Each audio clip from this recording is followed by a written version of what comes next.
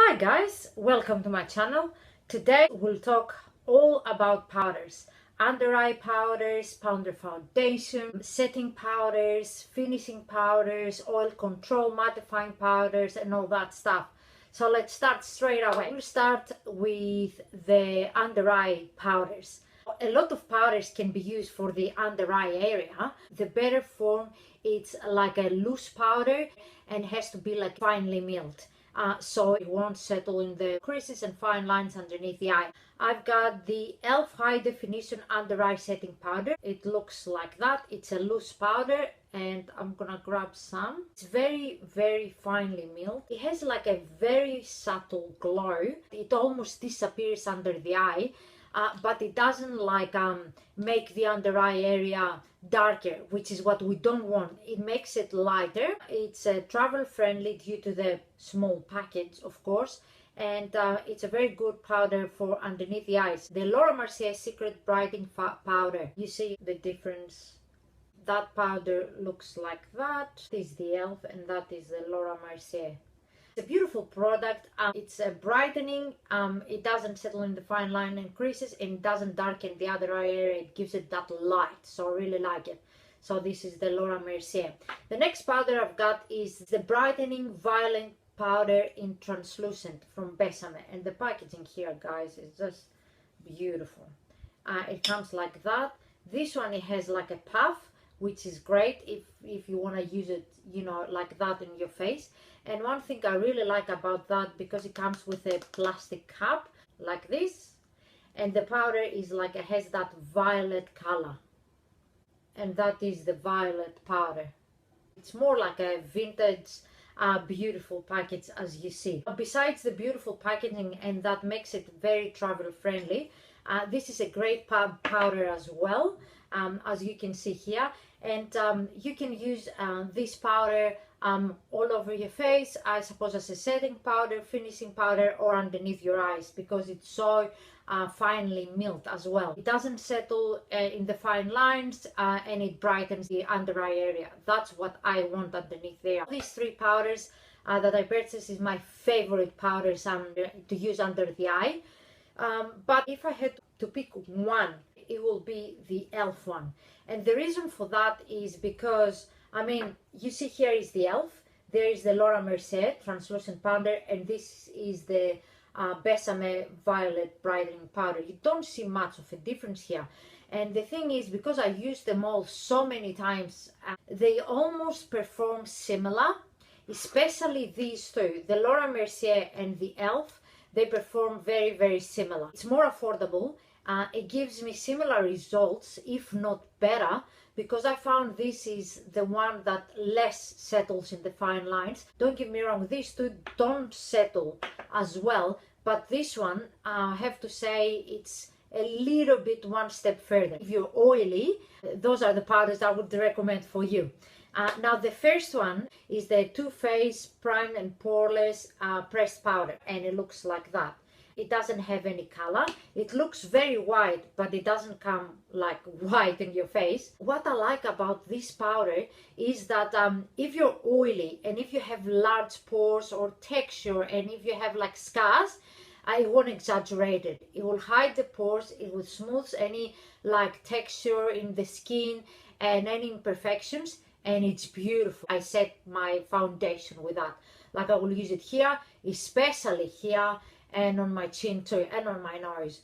It's beautiful if you have large pores, texture and scars, and it controls oil as well through the day, because I really like it. It's the Pure Minerals Balancing Act Shine Control Powder that looks like that, and it's like those baked like marble powders.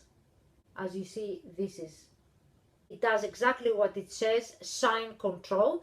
So I use it as my setting powder. If it's summertime, if I know I'm gonna be like really in humid places and it's really hot, and you know, by the end of the day you get like really shiny here, this is really good. It's for oil control, is the bomb. It keeps you matte, but without your face looking cakey. These two powders, guys, that's why I love them, because although you can put them on and on and on, you don't really look cakey.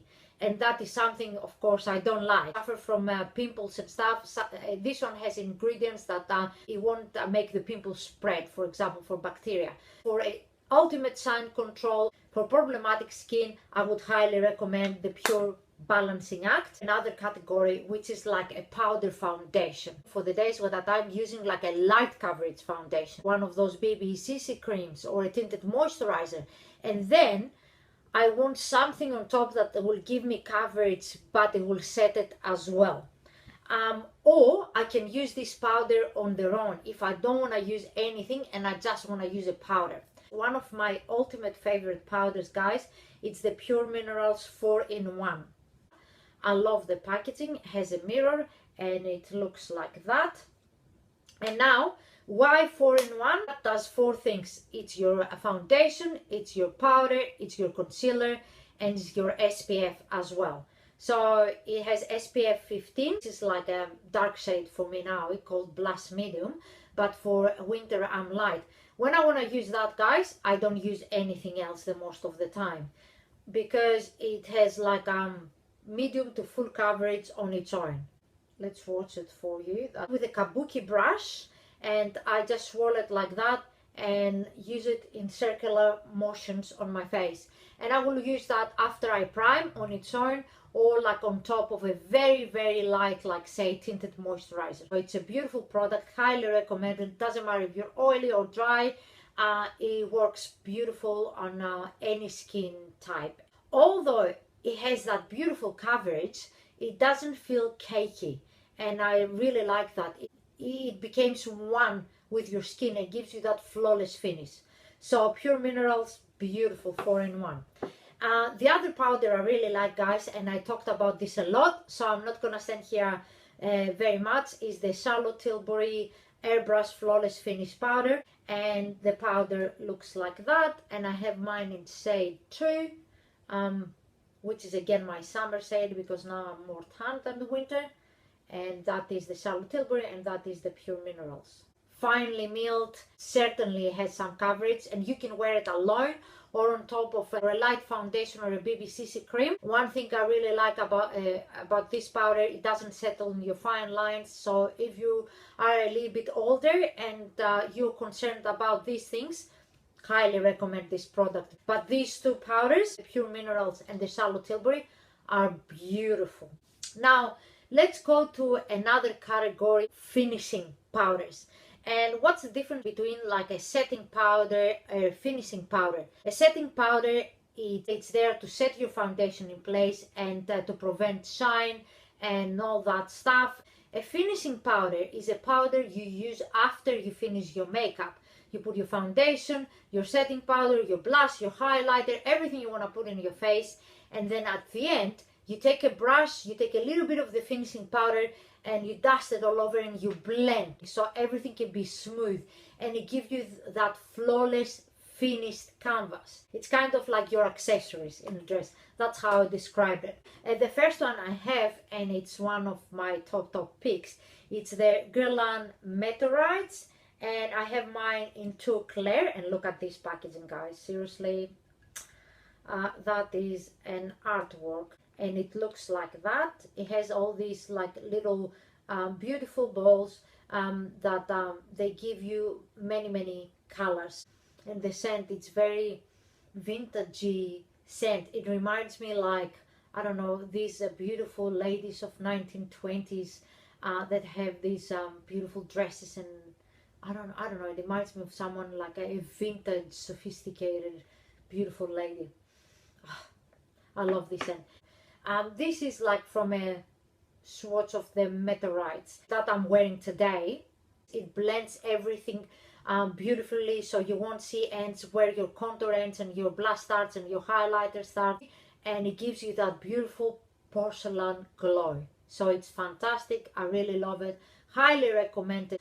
Doesn't matter if you're dry, oily, or combo, if you're young, older, this is one of the best finishing powders. I never use that as a setting powder, so I'm not really quite sure how that will perform for that. But as a finishing powder, is fantastic. Beautiful. What do you expect from Guerlain, of course, right? the Hourglass Ambient lighting powders, of course, and I have here the palette, and it looks like that. It's in dim light, incandescent light, and radiant light. And guys, these powders are amazing as well. It depends on your skin tone and skin type and what you want. They have several colors. They're fantastic. They're the three. Dim light, incandescent light, and radiant light. But the best job, I have to say, for this is as a finishing powder, or as a highlighter, or as a bronzer. That's why I said get several colors. So as a finishing powders, amazing, amazing. I don't know which one I prefer, the Guerlain or these two. I have to say I equally like them both. So go in the shops, guys, and try them. But they're the top finishing powders on the market, I believe, today. Beautiful, beautiful. I really also like, as you know, the Edit palette, because not only you get the finishing powders here, but you get the blush and the bronzer. So I mean, that's beautiful, because it's a multitasking product. It's a Nars light reflecting setting powder pierced in translucent crystal. What a name, right?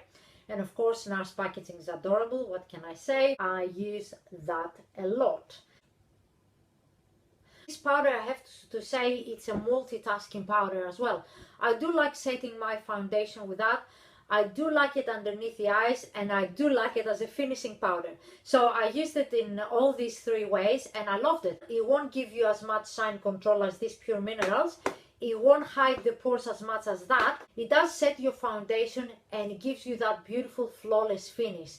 I don't know how to explain it. You have to see it for yourself, I suppose. It's just beautiful. If you want to get something like more multitasking, I would totally recommend that. I had some mixed reviews about people, and they said that they couldn't see powder on the brush, and me too. When I put on my brush here, I can hardly see something, but it does something on the skin, and it does have a glow, but it's subtle. It's not as glowy as the Hourglass product or as the Guerlain Meteorite. It does reflect light, but it's not extremely shiny. It's very thin. You can't even detect that there is a powder there, but it does something amazing. I really like it for that. I will highly recommend you to try it.